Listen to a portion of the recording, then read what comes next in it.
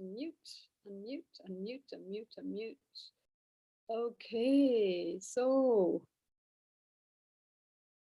part of me actually doesn't even want to be on here right now, which is very interesting because I posted that I would be on here.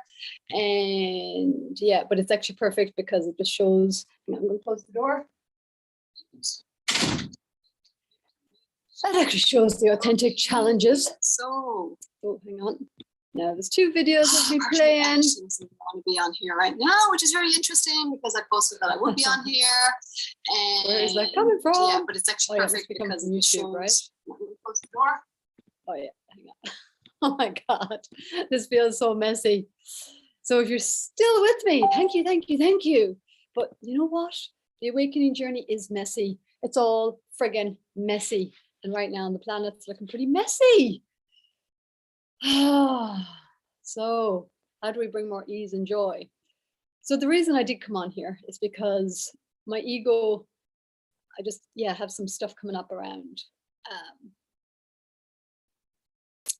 Just really being quite, see, if you watch some of my other videos on Facebook, on Vibrant Living Retreat Facebook account, I haven't actually been on YouTube for a while. I've been talking about the conflict, the inner conflict, and resolving the inner conflict in order to ultimately resolve the outer conflict, that everything is a reflection of what's inside of us. And as we awaken, that's what we're becoming aware of.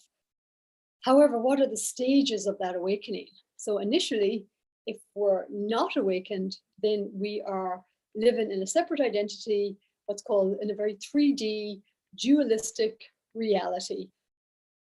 So we're thinking through a limited consciousness or the ego mind, and it's all about, and it can go into extremes of I like, I don't like, good and bad, huge judgment around things, I hate, I love. As the Buddha said, that the suffering of humanity was a reflection of craving. I want more, or aversion. I need to avoid. So spend all the energy trying to avoid situations, avoid conversations, avoid what we don't want, or grasping for what we do want. So that's that dualistic consciousness, if you like, and that inner conflict within us. So when we awaken, the opportunity, it's called the 3D into 4D into 5D, the opportunity is to harmonize the inner dissonance, if you like, dissonance or outer harmony, and to bring what appears to be opposites, I hate, I love, separation, unity, fear, love, anger, passion, what else? Starving, wholeness, fulfillment, nourishment, satiation. So these what appear to be is opposites. The opportunity as we awaken is how can we harmonize what seemingly is opposites or do not agree or cannot come together. The opportunity for the soul through the human journey is by experiencing what appears to be opposites. How do we bring them into harmony within ourselves? How can we find a resolution within ourselves so that we're not in this inner conflict, inner battle, inner judgment, inner disarray, inner scatteredness, inner fragmentation, inner fighting. And today, to be quite honest, I actually feel it myself. I feel this inner, this around love again, and not feeling lovable. You know, this part of me, I know it's not true. I know I'm lovable. I know I'm whole. I know it deep down. And yet there's a part of my human nature that has these old beliefs and old energies and frequencies of I'm not lovable. I'm not good enough. Nobody gives a shit about what I've got to say or how I've got to share it. And the tears are a good reflection of the emotions being released as I speak. And this is the awakening. This is exactly it. And whether it may not look pretty and it may not always feel comfortable, but this is it. This is the transformation and the transition through the tears. And if I just go back to just pop into my head, Sarah, if you happen to see this, you can affirm this, or Tash, or Jane, you know, last week at different points of the week of the detox retreat, there was tears. There was a moment of being touched deeply and of the release of the tears.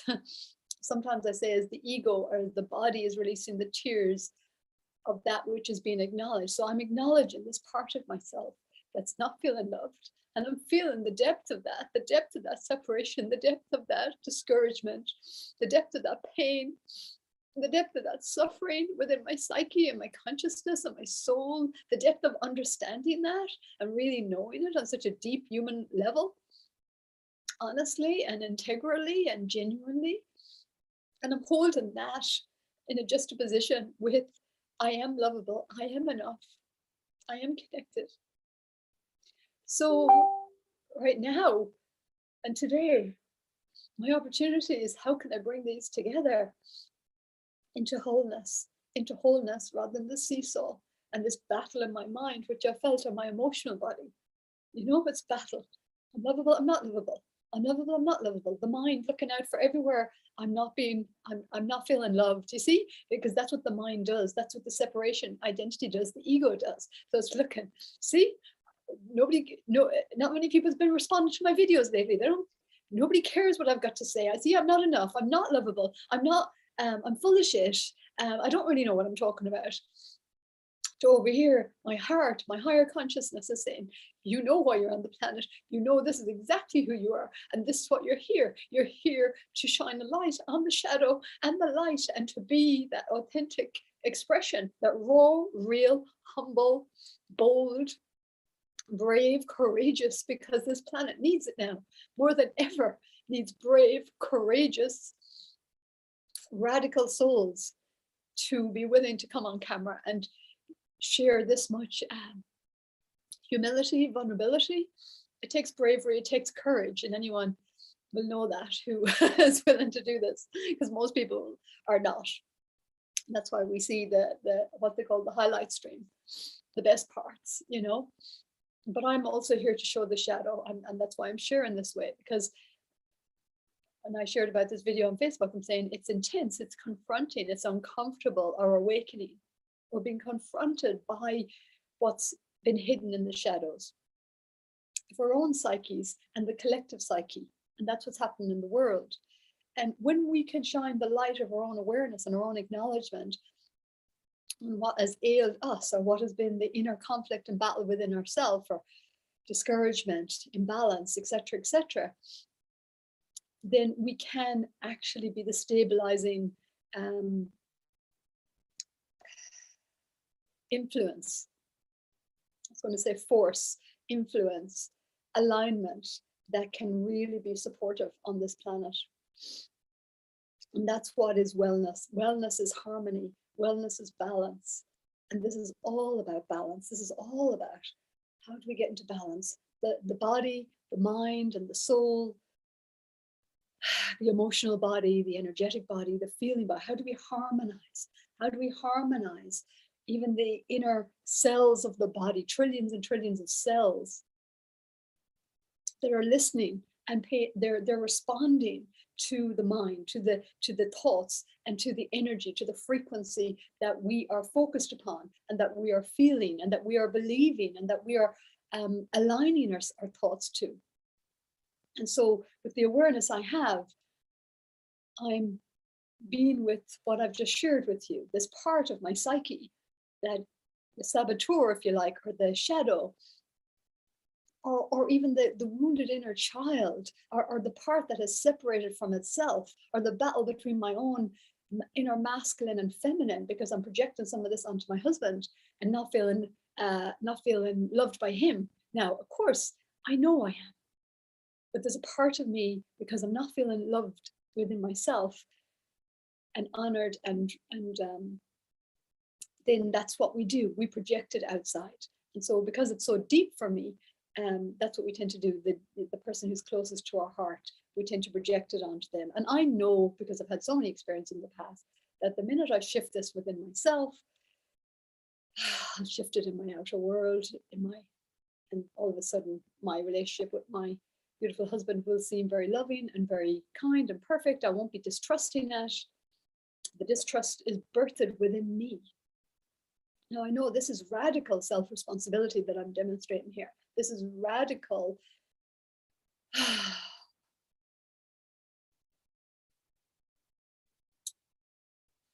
I don't have any more words, but this is what's required. What comes to me is that this is the radicalness that's required within self to shift out of the blame, shame, victim, projection experience. So if I wasn't being radical in my self-responsibility, then I'm pointing the finger. Then it's somebody else's fault that I'm not feeling lovable, or that I'm not feeling good enough.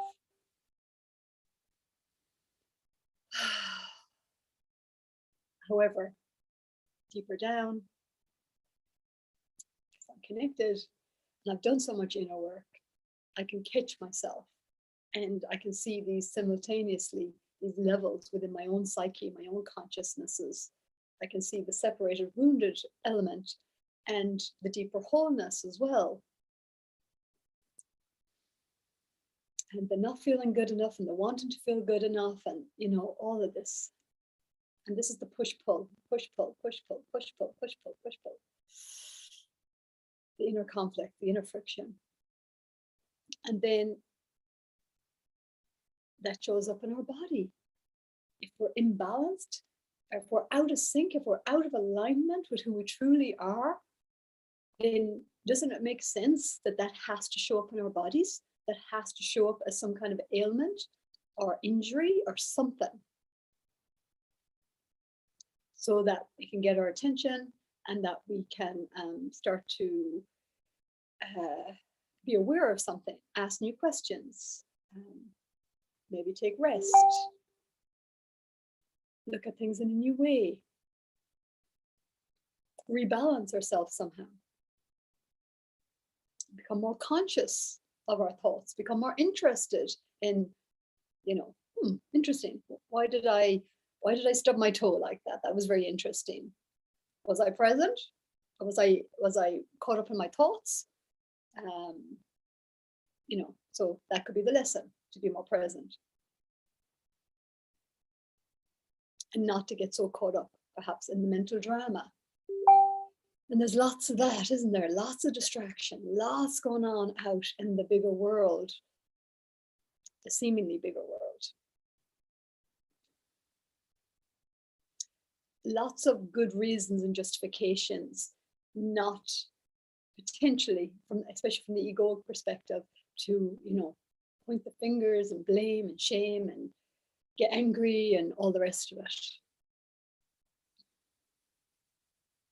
So the awakening that we are collectively in the midst of right now is so blatant, and as challenging as it is to see what's happening in the world, it is there to awaken the masses. It is there to rattle us, to rattle our comfort zone, so to speak, so that we can go, whoa, what the heck? We can start seeing the blind spots. We can start questioning. We can start going, whoa, these people do not appear to be actually very integral, or actually speaking honestly, or very kind or caring. Or where's the discrepancies? So that wake up, wake up, wake up. It's disturbing. It's like if you're waking up out of your sleep, it's disturbing, it's uncomfortable.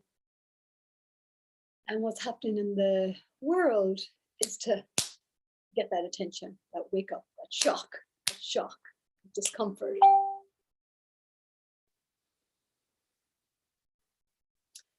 That is a stepping stone on the awakening journey. So for many, what's happening out on the bigger world stage, through the media's channels, and the governments and everything is to awaken so many people to a deeper truth, a deeper realization. It's not comfortable, it's uncomfortable. Many don't want to awaken because it's confronting, it's disturbing. If you've believed in something and you've had your faith in something, to give that up is pretty pretty rattling, to say the least, for the psyche, for the emotional body.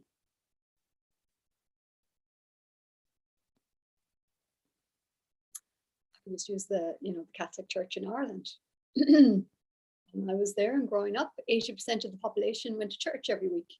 They believed what was being, for the most part, some may say it was hypocritical, and you may have some ideas, but most part were doing their thing and and go to confession and listen to the priest and listen to whatever, reading their Bibles and whatever way it was being interpreted, mostly from the altar, and then the confession, forgive me, Father, forgive me for my sins, Hail Mary, all fathers, and was plugged into that belief system. Okay, I need to repent for my sins, I'm unworthy, undeserving, okay, and then I'm going to go to the pub and get a few drinks just to let my hair down and have some fun. Remember what it is to actually be human again, without carrying all this guilt and shame on your back. And then we do it again, the following week, and the following week, and the following week. So it took the news of the priests and the sexual abuse to come out. And then the Father Ted, the comedy. Thank God for comedy and humor on this planet, because we really need that medicine no more than now. Thank you, JP Awakening, who can really bring some humor to what's happening in the mainstream media channels and what's being presented. So go check him out, JP Awakening. Awaken with JP, actually. Awaken with JP. Yeah, so as I said, it's confronting. And to bring it back to ourselves, it's confronting with our own awakening, because then we have to really look at, whoa, what erroneous beliefs have I been carrying around about myself, about others, about the world, that isn't actually true, that isn't actually who I am, that isn't actually who others is, perhaps. What judgments have I been carrying? What biases?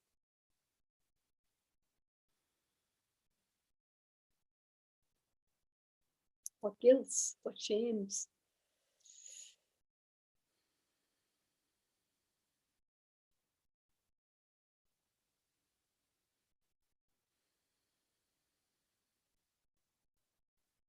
To see ourselves is the biggest challenge of all. To see ourselves truly in this earthly realm, to truly recognize who we are as a soul in a body incarnated, to really recognize the magnificence of who we are after growing up on this planet and having so much of that magnificent put in the shame cupboards, as I like to call it, in the back of the psyche, or an unwelcomed guest for most. I won't say everybody, but for most people. Children not to be seen, not to be heard. You're sinful, you're unworthy, you need to do better, you're never good enough. All these ideas and beliefs and hand-me-downs and perceptions. So the awakening is taking that off. It's taken that limited perception of oneself, limiting beliefs, healing that which needs acknowledgement and acceptance. So what's going on out in that world of ours, which looks pretty ugly, a lot of it. Outside Parliament was not pretty to watch in some of the lives I seen from some people yesterday. It's uncomfortable. It's uncomfortable to watch the level of divisiveness and duality that's playing out. It is uncomfortable to watch people I know being treated that way. It's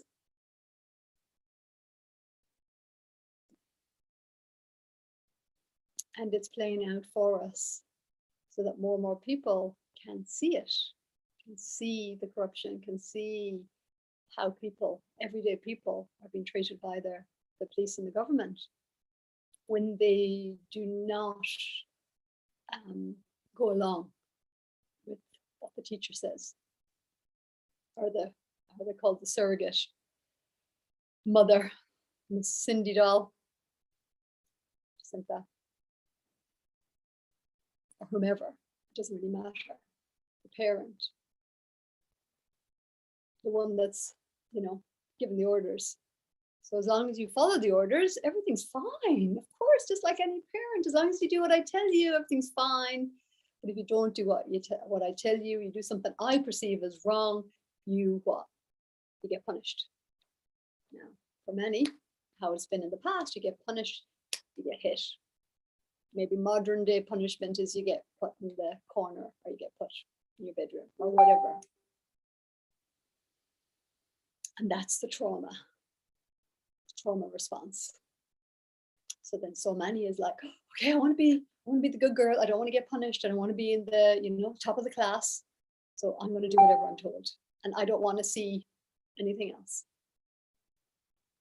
And so as challenging as it is, what happened outside Parliament, for those who are willing to see it now, and are connected to so many people who are there, thousands and thousands, hundreds of thousands, hundreds of thousands, getting bigger and bigger and bigger. More lights are going on, more switches, more going, right, this isn't right, this isn't okay, no, it can't keep going this way. That's the awakening. That's the awakening. And out of the apathy, or just going along with things, because that's what you've learned to do, you've been conditioned to do, follow orders, tick the boxes, get the, get the reward, the pay package at the end of the week, or the gold watch at the end of 40 years, or whatever the reward system is that we've been so well trained into. It's kind of breaking that hypnosis, breaking that psychosis, and going, no more. This is not okay. My line has been crossed. And that's something deeper, awakens, something deeper, ignites, and remembers, oh yeah, hang on, this is not okay. This is not what living is about.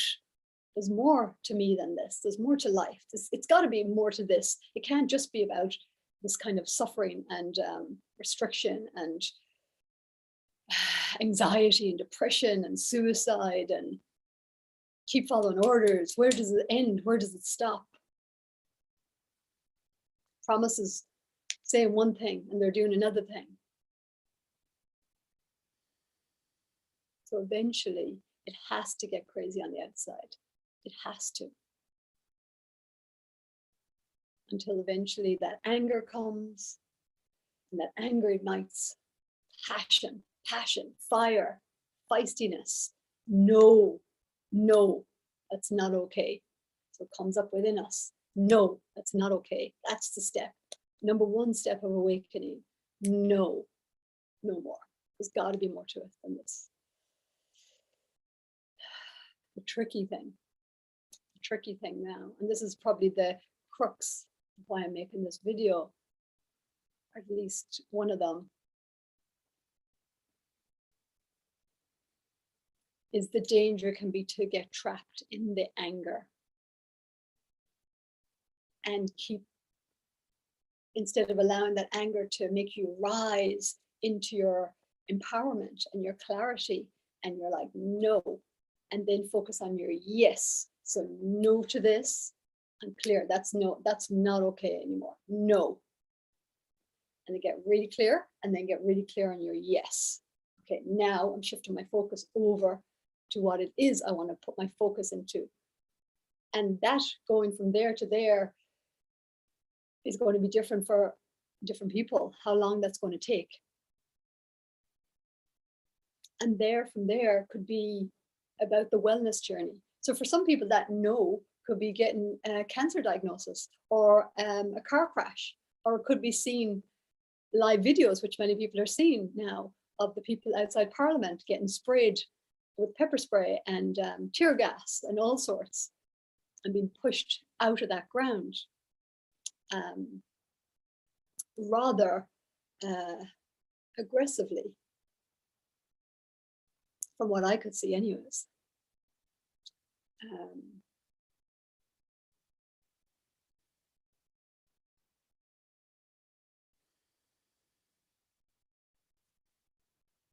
However, for some, the awakening is through physical ailment. It could be a death in the family, car crash, many, many ways. But ultimately, it's something to go, whoa, that's not okay. Whoa, what just happened there? Whoa. What is life about? What are my values? What am I about? Is it okay to just work this job that I'm not passionate about just for a wage package? Is that okay for me? Is it okay if a disease happened to keep drinking the alcohol, for example, or eating the junk food? Okay, I need to make some shifts and changes. Is it okay for me to keep emotionally eating and not really deal with the underlying issues that I have? Is it okay for me to keep avoiding and denying what I feel behind closed doors? And then I put on my makeup the next day and get my suitcase or whatever, my suit. But deep down, I don't feel good about myself. I don't feel whole. I feel empty. Is that okay? Surely there's more to life than this. So we ask new questions. Awakening, ask new questions. It's like what's going on outside Parliament, Russia, Ukraine.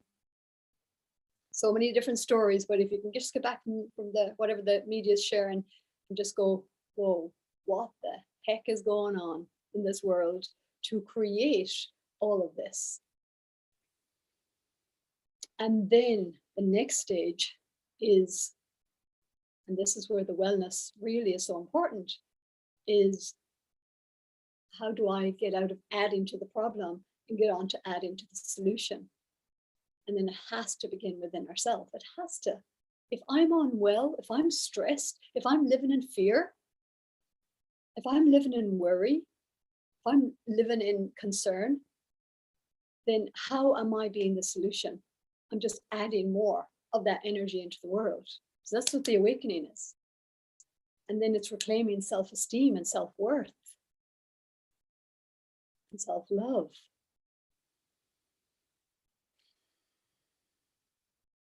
To take care of ourselves, to self-care, to start unplugging from those erroneous beliefs that says it's selfish, you're no good, you're unworthy, you have to self-sacrifice yourself for everyone else. How many people have been getting jabbies for everyone else, not even for themselves, so that I don't spread it to somebody else? Really? Okay, so you're obviously have no value, and you would give it away. You would do that for yourself, for others, or for the good of others. I know it may sound nice, but ultimately, is that truly self-honoring, self-value? Is it really? And I know a lot of people are doing it from the best place in their heart, but it's the same as it's to me, it's no different than Catholicism and what I learned growing up, which was to be self-sacrificial. Take care of everyone else. Don't take care of yourself. And of course, once you awaken, you realize that because once you come back in and you take care of yourself and you fill up your own cup, which is wellness, self-care, all the wellness tools, taking ourselves under our own wing and making sure our body is cared for, making sure that we start to focus our minds in a way that is helpful, that absolutely affects how we feel and the frequency that we're tuning into, like a radio station. It's at the frequency of peace and harmony, rather than dissonance and worry and fear and disenchantment and hatred and point the fingers and rah, rah, rah. Are we tuned into this over here? Creativity, innovation, possibility. Aren't humans amazing? Over here, aren't humans dire? So which radio stations? So as we awaken, we become, it's their self-responsibility to choose and to know that we have a choice and to know that we are the ultimate chooser and that nobody can do it for us. So if we're going to be playing the game of waiting for everything out there to change, oh, when the government changes, the election, or da da da da da, we'll be waiting. We'll be waiting out there. But most important, your own life. Whatever happens out there is happening out there. It's a collective co-creation. However, on a personal level, we absolutely, through self-care and self-acceptance and taking ourselves under our own wing and going on this journey of awakening, which is really just coming home to our higher heart and our soul intention for this life, and to be on the path to trust ourselves again and to connect and to reacquaint ourselves with that inner voice, inner connection, intuition, rather than negate it, rather than oh, I must be silly, or it must be my imagination, or how could I think that, or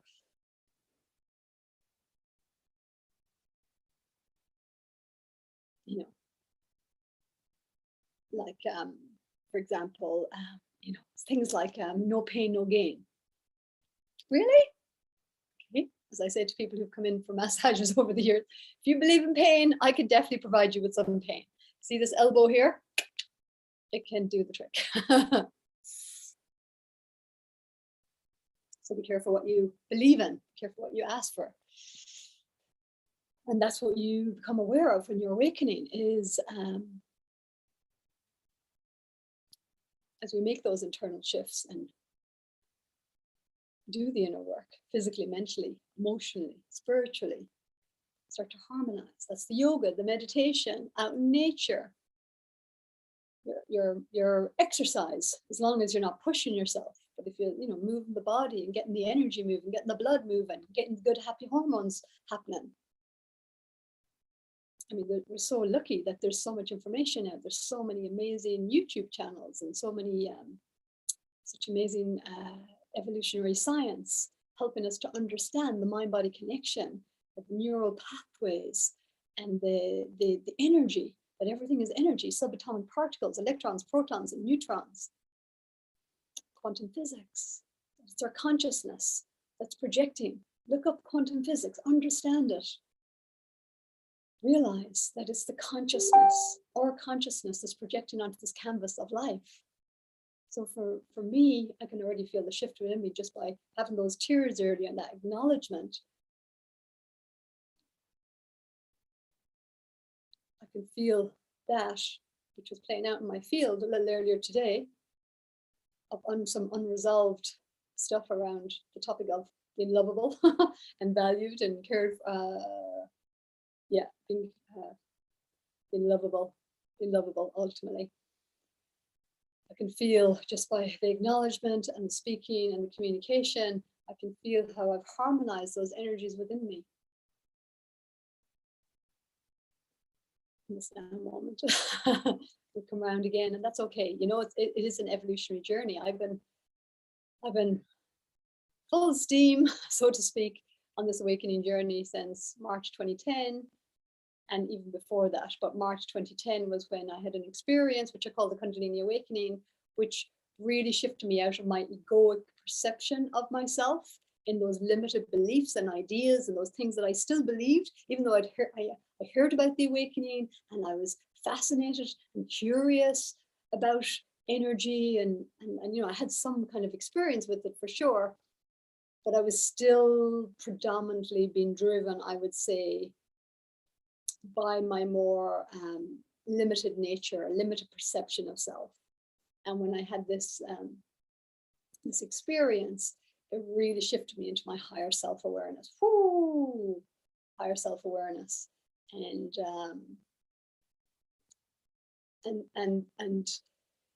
it went beyond theory. And then I really got to tap into that experience of who I am, and much more as a universal awareness, consciousness, connection beyond words, really. But the experience has never left me. And so the last 12 years, really, oh my God, it's 2022, and continues to be this continuous, when things come up, balancing, harmonizing, expressing, You know, we're all doing it in our own way. And that's why it's so tricky about the awakening as well. So even though I'm calling myself an awakening guide, all I can do is share my experiences and my stories. That's all I can do. That's all any of us can do. However, I'm so aware that each person, we're having our own unique journey. And so always take what resonates and leave the rest. Take what's helpful, leave the rest. Please discern. Something doesn't feel right with me or somebody else, just move on, or just, you know, put it to the side, or, you know, give it a chance. You know, if it's your ego just putting it out, then that's a whole different thing. But if something says like, I'm not sure if I really get that or it really resonates for me, so listen to the body. That's why coming back here and listen to the solar plexus. That's your guidance system. You get the goosebumps, then you know it's the truth. It's the truth bumps. It's literally your higher self awareness, soul, just recognizing that energy of resonance, of truth, of, yeah, I get this on a higher level, consciousness level. This resonates with my being, that place in me that knows this as well. So that's why it's so important to listen to yourself and have that inner connection. And again, wellness is all about that. Wellness is shifting from that more externalized sense of self, which is my sense of self or well-being is dictated by the outer world. Well, guess what? The outer world is not so well right now. You may have noticed it's become very dysfunctional. And so it is not necessarily the place to go for wellness. I mean, of course, be discerning. Of course, there's certain places to go, be in nature, for example, and certain beautiful hearts and beautiful people who have beautiful offerings. However, in that is the invitation to come back in, and to come back in and build up your wellness on the inside, to really fill up in here, especially if you've been somebody who's a giver, and it's all about out there and taking care of other people and blah, blah, blah. And your cup is not filled with your own connection, your own essence, your own breath, then this is where it needs to, this is the rebalancing, is to come back in and to rebalance yourself, take care of yourself. All those parts that were pushed away, bring them home in terms of your presence and your breath and your the emotions that need to be acknowledged, the feelings through the expression, writing, dancing, speaking, however you do it. That's your story, that's your journey. And in that is where, as we rebalance these dualities within ourselves, you know, what I'm learning about today is love, you know, and I'm really interested in this love. How do I balance, you know, lack of love, feeling separate from love, feeling unlovable, to feeling lovable, you know, because even I am lovable, I am not lovable. That's still a duality. And when both of them, when I can balance both of them, and I am, and I can, and I continue to, then it's not even I'm unlovable, I'm lovable. It's like, I just am. Of course, I am love. I am love. So there is no duality, there is no battle there. I just become the essence. And even though I'm saying I am love, I just become that which I am, which is wholeness. And I could put all these words onto it, but it really supersedes any words that I could really put on it. So words are just a way to give it some kind of expression. It's more the feeling, that's the important thing. And that's why with the awakening and the inner shift, it's an inner shift of thought energy and feeling energy, or frequency energy.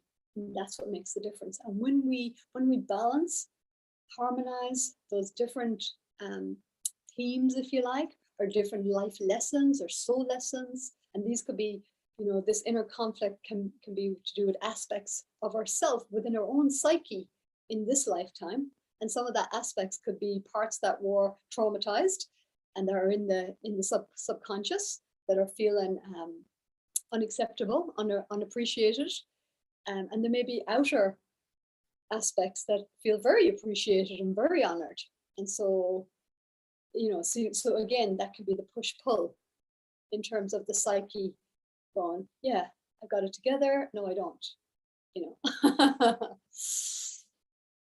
until eventually you kind of bring those together and unify really within.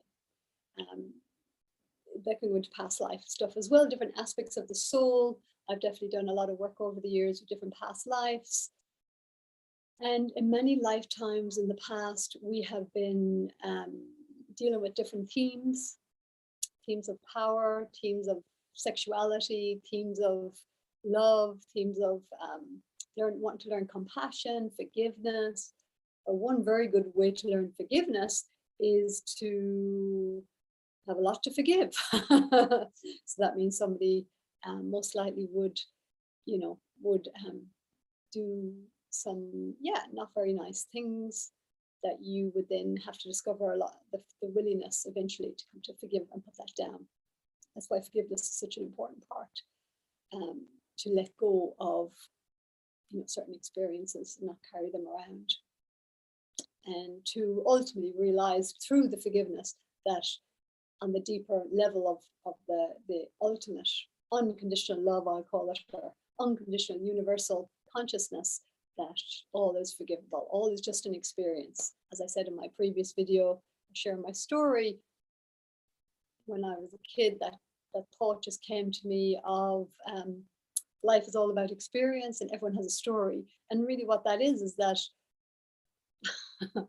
well, if life is just all about experience and we didn't make a story about it, even though I'm saying everyone has a story, but maybe that's the issue, is that we they're beautiful, our stories, but also our stories can really trap us, because it can trap us in feeling victims of our past experiences. So the only way that we can free ourselves from that is to put it down, is to forgive, is to acknowledge, is to accept the pain, the hurt, whatever needs to be acknowledged and accepted and eventually forgiven and released, and come home to love and wholeness, unity within.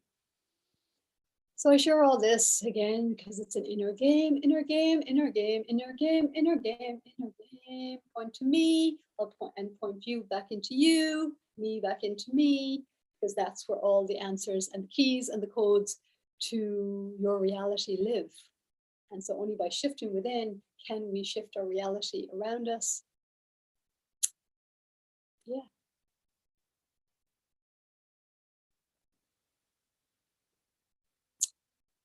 And in some ways, I've had the luxury of the last decade, over a decade, and really even longer than that, to really be doing this inner work and cultivating the tools and experiences along the way, which I'm very, very grateful for. And there's many on the planet who haven't. And so much is to be discovered and learned and embraced. And yet it can happen so quickly right now as well. I was reminded of that last week. The beautiful Tash, who was on the retreat, I did say to her, she's only here for 5 days. She'd never done anything like this before, the detox retreat. She even did the quantum healing, hypnosis. And yeah, and I just, I said to her at one point, just how well she was doing, because I know it was a lot. All of us on the retreat had been exposed, we'll say, a lot more to this kind of spiritual awakening conversation and awareness and, different experiences and information. So for her, it was pretty new, but it also reminded me, that it doesn't really matter, because when the heart's ready, when you're ready, when the ego is like, okay, I'm surrendering. This is, I've had enough blame, shame, guilt, traumas, playing the victim, feeling unloved, feeling these heavy emotions, feeling apathy, depression, anxiety, whatever it is, suicidal thoughts perhaps, or just I'm so done with seeing myself in the same pattern again and again and again, or attracting the same kind of relationships again and again, then you got to know you're the common denominator. And so you're the only one who shift that common denominator so that you can create different experiences and bring bring those patterns to completion or balance that karma. Karma really is just lessons of the soul. As I said, forgiveness, to learn compassion, to learn love. What is love? What is love? Again, you have to understand what. And I just exemplify that in this video. The depth of my soul knowledge of what love, of the feeling of not feeling loved, feeling abandoned, rejected, separated, not good enough, unworthy, undeserving, deserving my deprivation experiences, being convinced, and having a conviction that all love and support will be taken away from me again and again and again and again and again. I'm balancing that extremity, if you like, of duality with discovering I am lovable, I am worthy, I am deserving, I am being guided. It's all been happening for me. I'm not I'm a victim over here of circumstances of the outside world, of other people. I am connected. I am empowered. I can create change and shift my reality. I am worthy to do that. I am enough. Retain healthy self-esteem. Support myself to get on the yoga mat like I did this morning, get out into the sunshine, go for a walk, take care of self.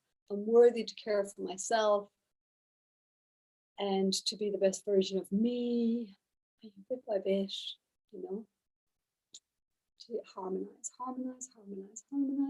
and bring these two eventually together until there's no push-pull. There's no push-pull. So then it's like, I'm just living. I'm not even having to pull myself or kind of, come on, Mary Jo, get on your yoga mat.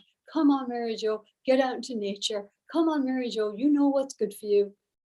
Even when I'm doing that, it shows that there's a resistance in me. There's a duality happening. And so once, eventually, when I can harmonize and release and harmonize all that, release those old beliefs and attitudes and unhelpful frequencies, or just, I've completed those experiences, those lessons of my soul, and I allow myself to elevate my vibration and my connections, then self-care and, just follow my heart, follow my joy is just natural. It's effortless, it's easeful, it's flowing.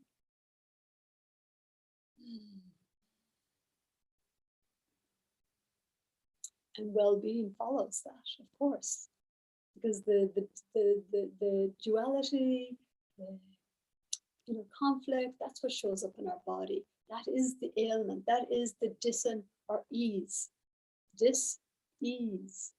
So when we stop dissing the ease, and pull and push, pull and push, pull and I want, I don't want, self-care, I can't invest the money, I want to do the retreat, but I can't afford it, and I don't have the time, I'll put it off till next year. There's no putting off anymore, till eventually. And Sarah, again, I don't know if you watched this video, but if you do, again, that was something you said. It took you, what was it, 2 weeks to decide to finally come on the retreat.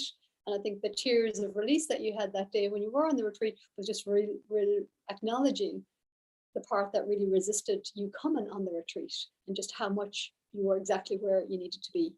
So it's often simultaneously as that limited egoic kind of perspective just softens eventually, has the emotional release, acknowledgement, and then that realization, exquisite realization of that deeper knowingness, that deeper connection, that deeper guidance. It's like, I was being guided. I am connected. I am on track. I am supported. I am loved. This is happening for me. I am allowed to invest in myself. I am allowed to care for myself. I am allowed to feel better about myself. I give myself the permission slip to trust, to surrender, to release these limiting ideas with compassion, with love, with dedication and devotion. Compassion. Only when we truly have these things for ourselves, truly, deeply within ourselves, can we have it for our humanity? Otherwise, it's conditional. And often that's conflict within us as well.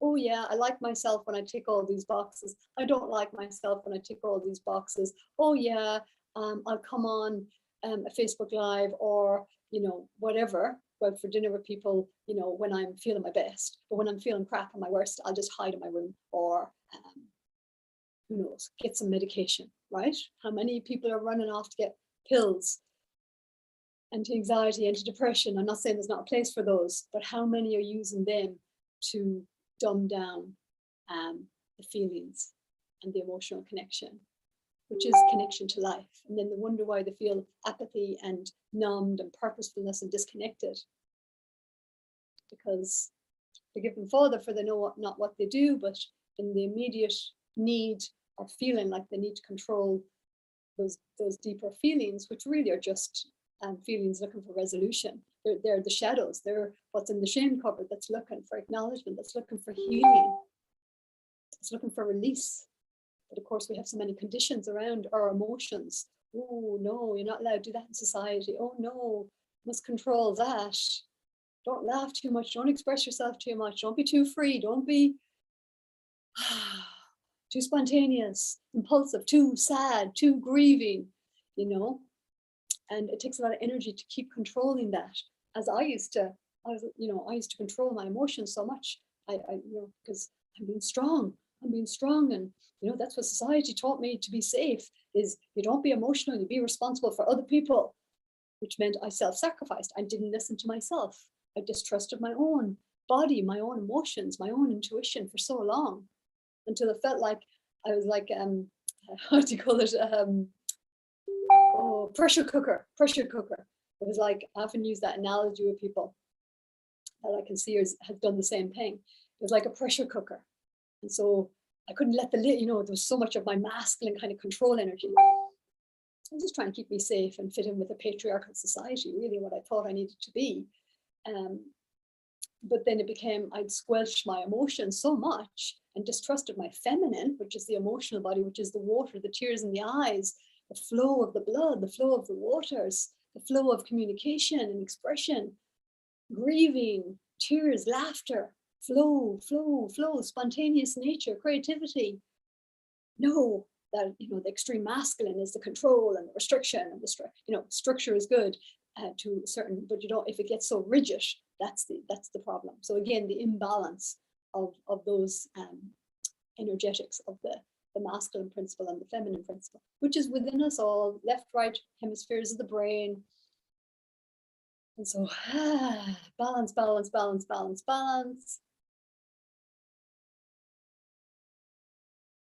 Yeah, the pressure cooker. So yeah, I remember my mum died when I was 14, and in the years following, I found it quite challenging even to tell people that my mum had died, because I had so much unresolved emotions that I would get all red and blotchy all over here, because I'd be trying to control all the emotions. And sometimes I wouldn't even tell people, because it was like, it was too, it was like, well, what if the lid flicks up and then I just get out of control? And sometimes I say to people is like that feeling of like, oh my God, if I just let this emotions, if I let all this stuff out of me, I'm just going to explode the world, because that's what it feels like, being out of control. And we spend so long being in control, you know, to let the lid off that is a big friggin' ask. It takes a lot of courage, actually, initially, to start to trust again and start to trust our own expression and flow and intuition, and you know, and this is the awakening. This really is the awakening. So again, that's often why people don't want to see what's going on in the world, because if I take the lid off and I go, oh, hang on, this doesn't seem to be correct, or she said that then, and now she's saying this, and oh, that's so interesting. She said you'd never do that, and now that happened, and now this is happening. So it's like, if you take the lid off and go, oh, okay, that's a lie, then how, you know, then it pops, right? To question everything. So that can be really, you know, uncomfortable. Ready or not, here we are. Life says, this is the time for awakening. So the sooner that we can start really getting into our self-care. Self-care is not a luxury, it is a necessity, absolutely. Daily self-care, absolutely. For me, more than ever, because I know it's my greatest service, is through caring for myself to be the best version of me. And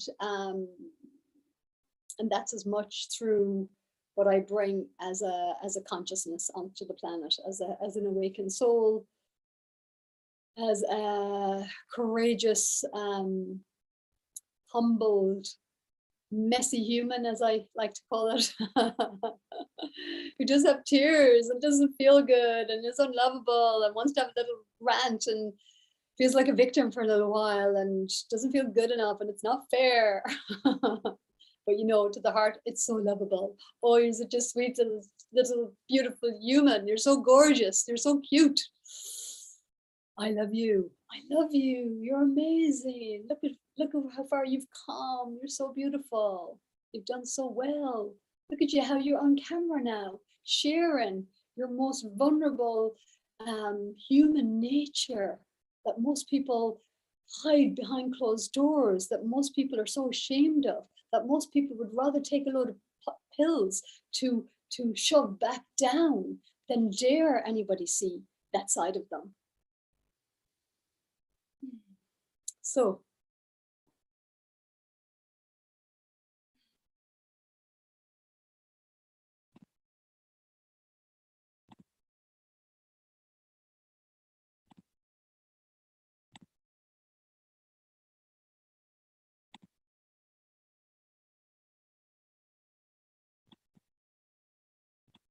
let's check in.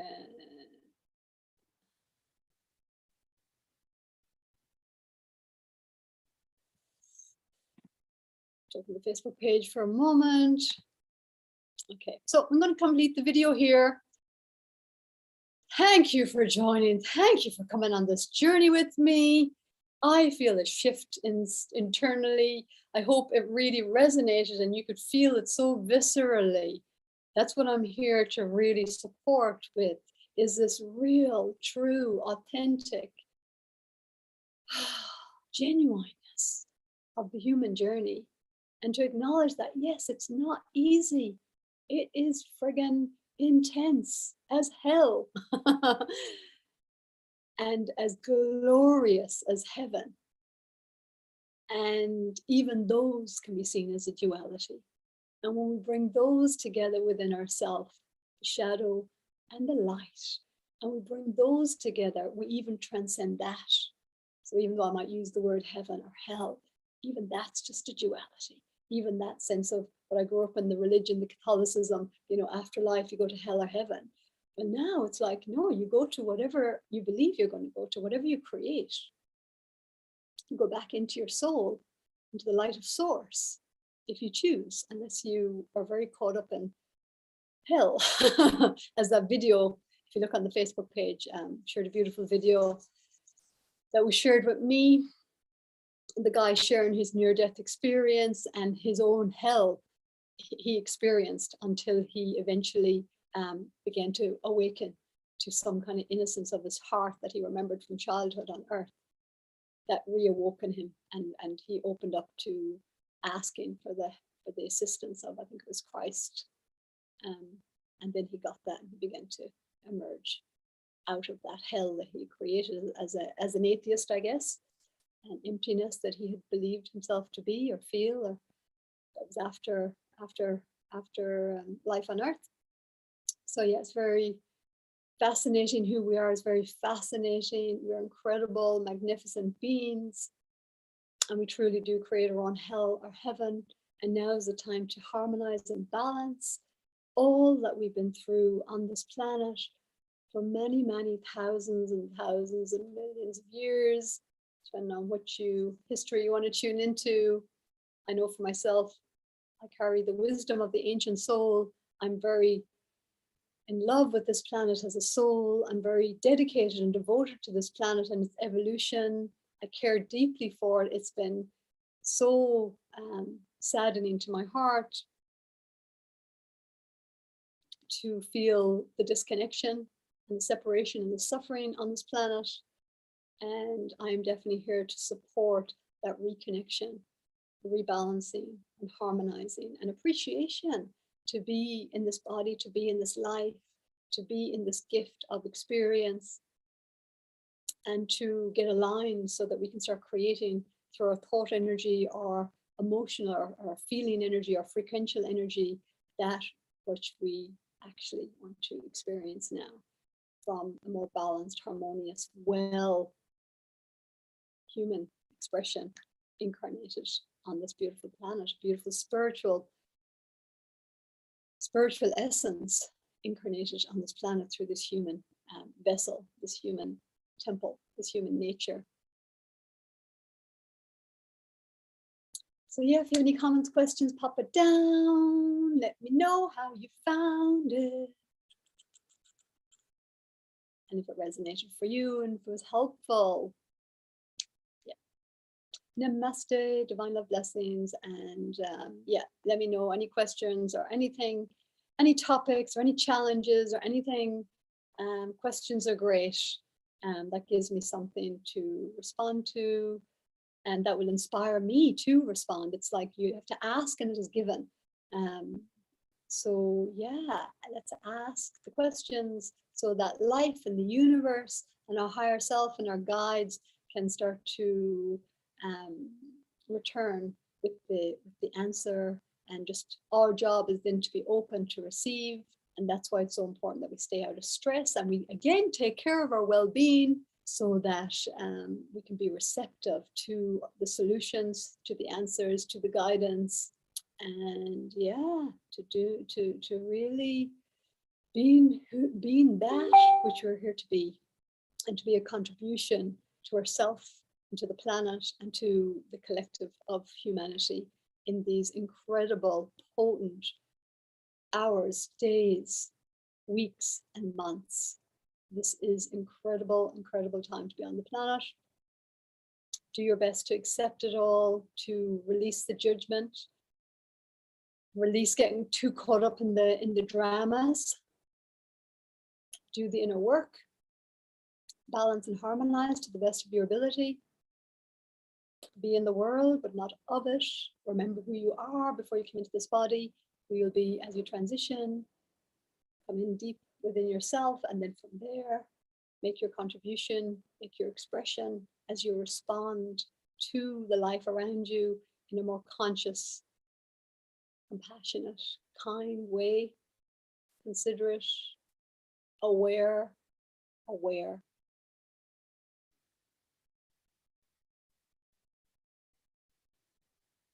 And so it is.